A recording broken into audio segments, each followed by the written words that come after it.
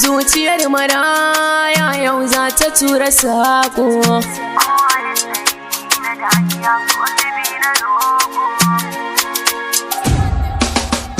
Ba wai kanki ne ni ya burge ni ba, ba tafiyar ki ko kuma kalamin ki ba, ba wai kyan jiki ko kwasura na biyu.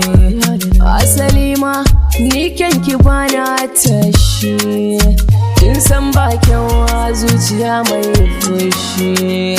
Kunya kara da kalaman rarrashi, ni halin ki fari kyakkyawa shi na fi. Ilimin ki na zamani da karatun harabi.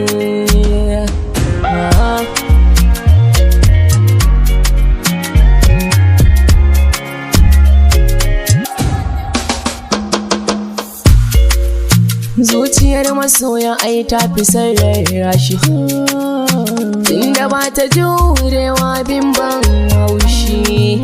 So nake kimin batun da muryar taushi, tunda ni da ke nake da burin aure. Da babu so ai ba batun rayuwa, da babu wanda za a wadawa, bare su zama abokanan rayuwa. Ni dai kin zaman garkuwa. To duba ki gani na yamo domin ki ne, ke mai masarauta kin gani zan zo ba wanki ne.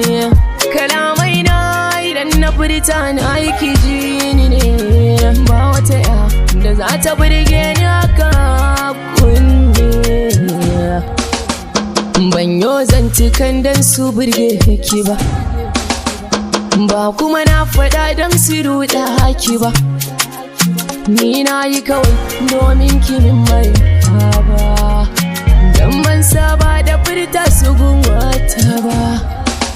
To ko da na faɗa ma ba sa kai naki ba, ce ta ɗaya ta ƙarshe a royi da zuciya ba sa yi ba. Ban san ki ba, ban san ki ba, amma ina so mu saba. Mi sabo da ke yunwa tana sanya kewa, kuma da na tunaki sai indi na yi mantawa, kamar ina cika haza. Ya masoya ta ina ke bada ki min nigata. Zuciyar maraya yau za ta tura sako, ko a yanayi na dagiya ko zibi na roko.